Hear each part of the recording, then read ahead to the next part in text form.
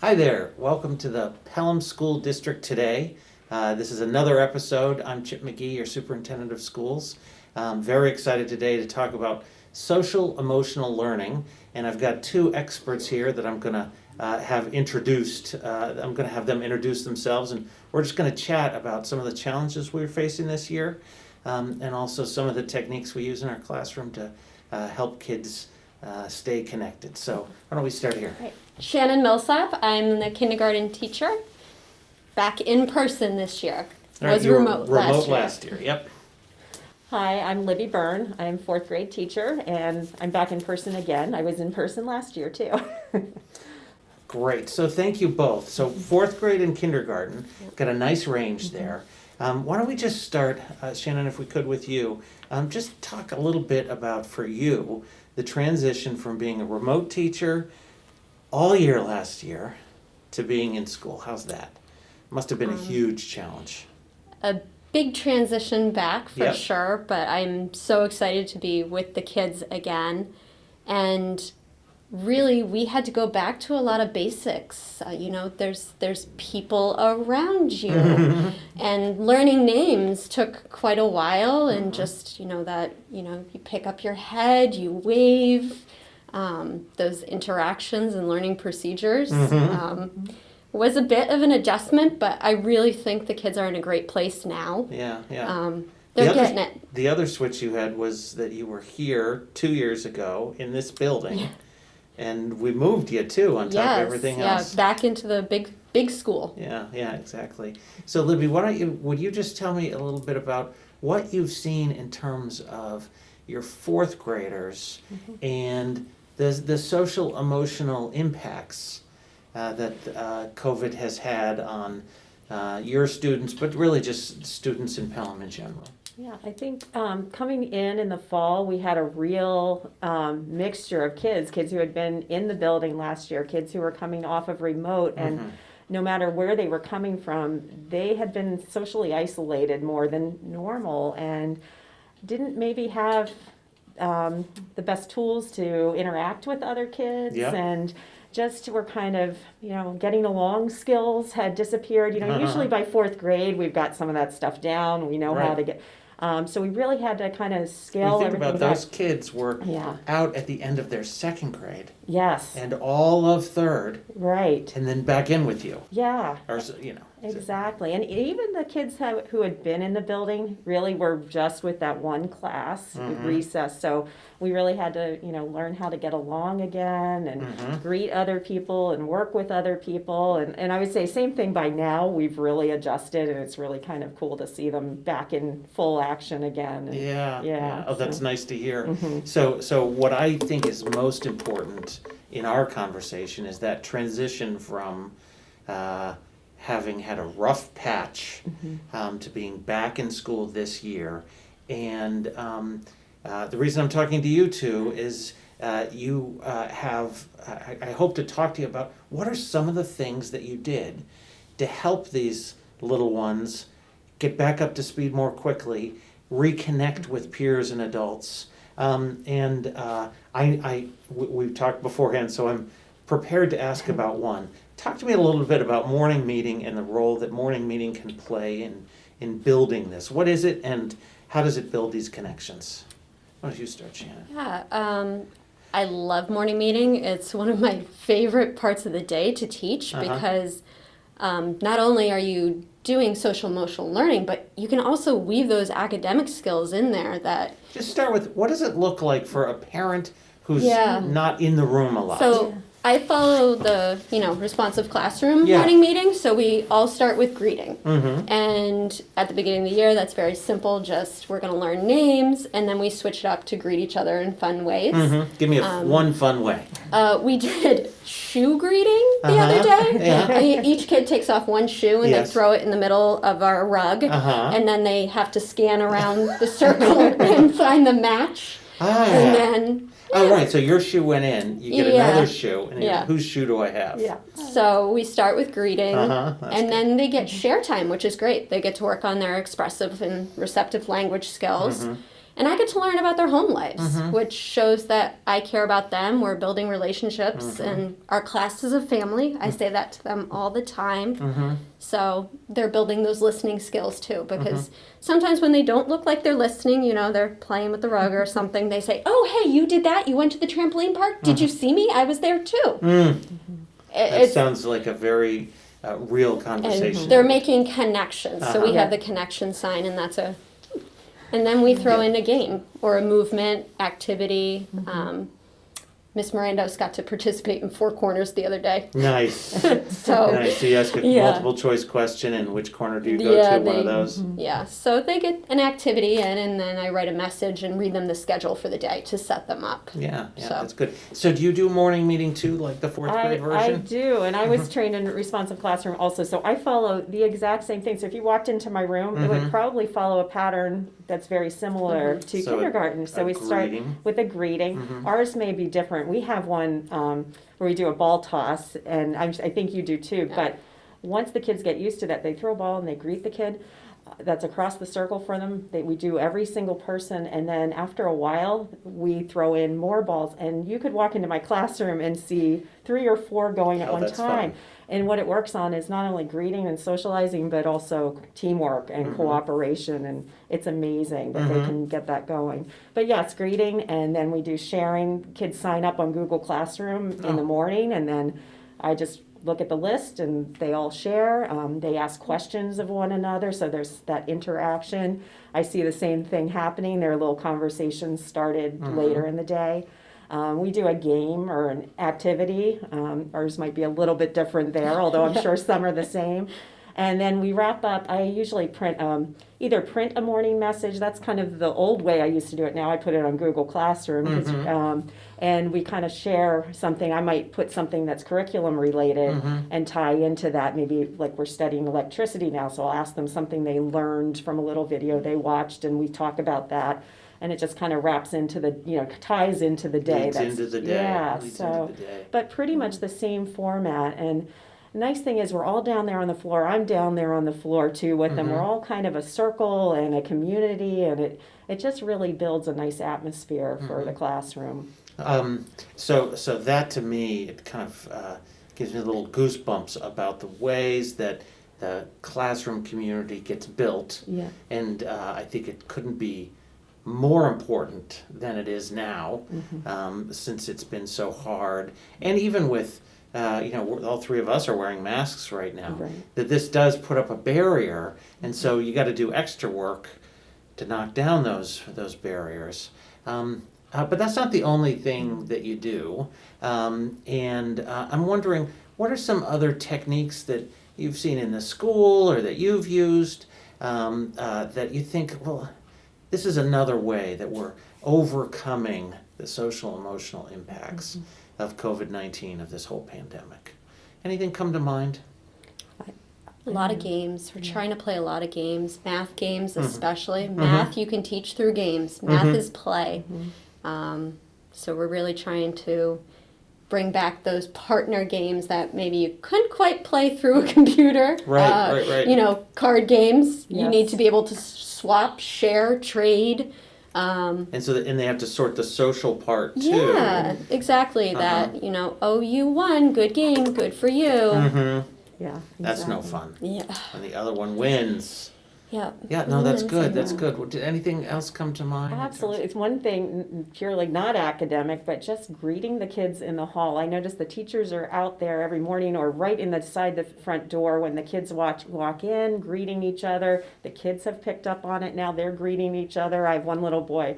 He's like the greeter of the room. Anybody walks in, good morning, good morning. That's nice. And it's a good, they always want to kind of check in with each other too when they start the day. So I think just those simple, hellos, good morning, making eye contact, checking in, reading their faces, seeing what kind of day they're having. That's one of my favorite parts, just to editorialize, is the greetings. Yes. Well-run classroom greetings.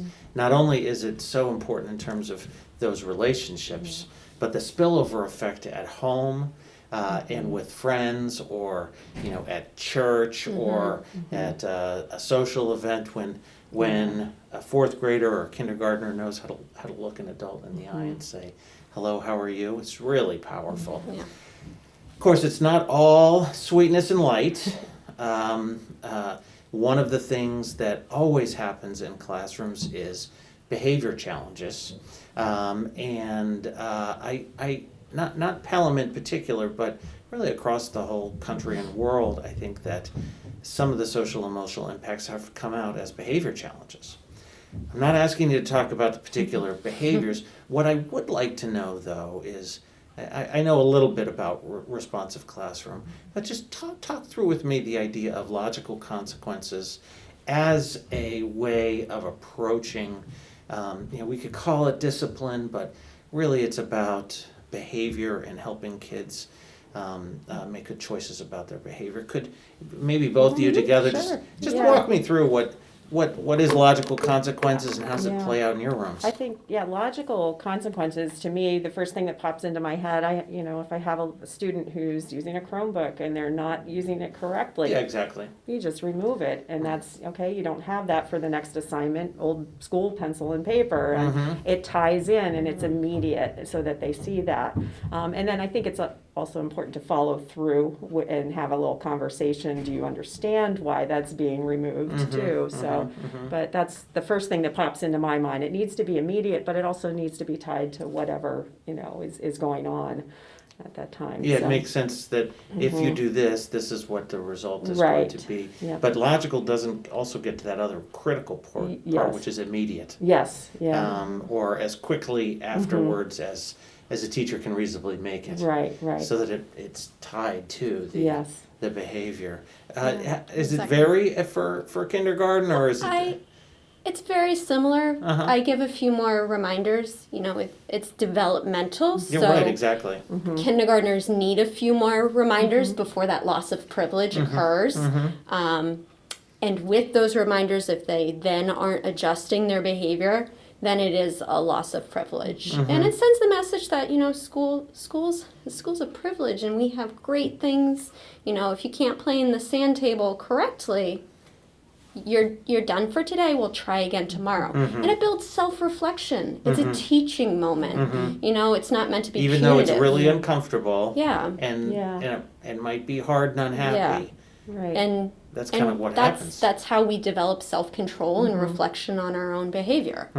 So it is interesting that kids can usually tell you in a calm way, and we give warnings too. I think I didn't mention that, but the kids are able to reflect, and they usually can tell you, well, I wasn't using that tool correctly. So they do usually understand. So which is good. All right. So one last thing I'd like to ask. My daughter's 14, and so I'm not asking about her per se, but I know that both of you get lots of parent calls to say, oh my gosh, how do I help with this? And I could ask you about math. I could ask you about reading comprehension. I could ask you a whole world of things.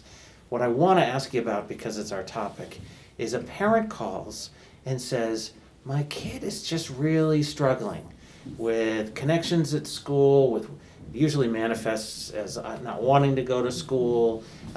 What sort of advice, if you were telling me as a worried dad, what sort of things would you say to me? Because my hope is that people watch this, and if they haven't called, they get some good advice from a couple great teachers. So what would you say if I said, I'm worried my little girl is just not connected at school? What might you say?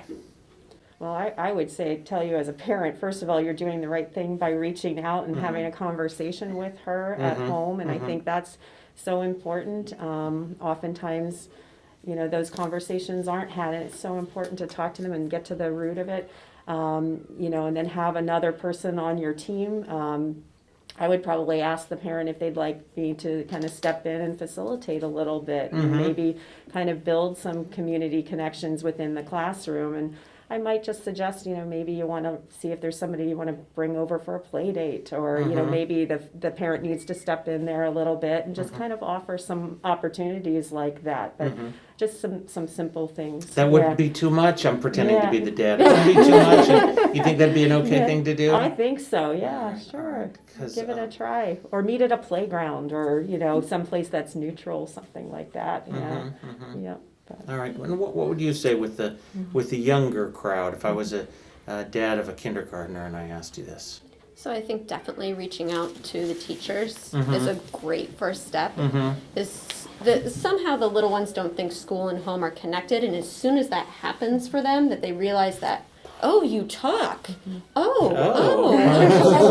So it really changes. To recalculate everything. Their teachers see That's things excellent. differently and can give you advice and help and try and guide you as best as possible. And Well, I'll I tell think you one thing genuinely as a parent is it can be a little embarrassing to call because my little girl is my little precious everything, and I don't want anything to be not right.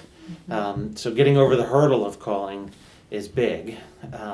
And so what about helpful things that, is there anything in terms of language or ways I talk about things that you might be able to suggest, because you're the professional teachers who know how to do this? I think talking about feelings, and yourself being humble, admitting, I feel mad sometimes too. This is what happens, and this is what I do about it. And asking specific questions too for the kids. What was it that made you feel that way? Who is it in your class, that you're not quite having, a good time with? Trying to get specific with questioning and really just opening up that conversation. Keep it going. Don't give up. So one of the as things, best you can. One of the things that you're reminding me of that has been powerful for me as an educator, that translated to being a parent in a really nice way, is talking about my feelings. It isn't just like on a therapist chair. No. It is really more kind of modeling. I had these, frustrated feelings, and if you say that in front of the child and then I had 3 or 4 choices about what to do, and I thought about each of them and chose this one, is really helpful because they're watching. They are. Oh yeah. And listening. They watch how you react. Yes. So, and you are a role model. And so, playing the father one last time, I'd say maybe if we went on a family play date with the family, then they could watch me going through the awkward stuff of not knowing them right away and all of that. No, this is really helpful. I appreciate it. Is there? I don't know. Is there anything else that you'd want to make sure you share either with me or I share it with the community about children, our Pelham kids, and their social emotional learning in this super challenging time? Anything else you want to? I don't know. The one thing I always think of is you hear school, and I think the tendency is to still think academics. Yeah. And I think it's important for everybody to realize that social emotional learning is just as, if not more important than academic learning sometimes, especially in the times we're in right now. We need to make sure that's in place in order for kids to get the academics done. If the social emotional piece isn't there, they may not be able to learn as well, I think, so. Yeah, I would edit that and say, they will not be able to learn. Will not, If you don't have those parts of your life lined up, it's almost impossible to figure out addition, subtraction, decoding language, and cursive. It's just on Absolutely. and on. Anything else? Yeah, we educate the whole child. It's not just math and reading. I'm looking at my students and their whole body learning, whole development, and really just making sure their needs are met so that they come to school ready to learn. That's what we hope for.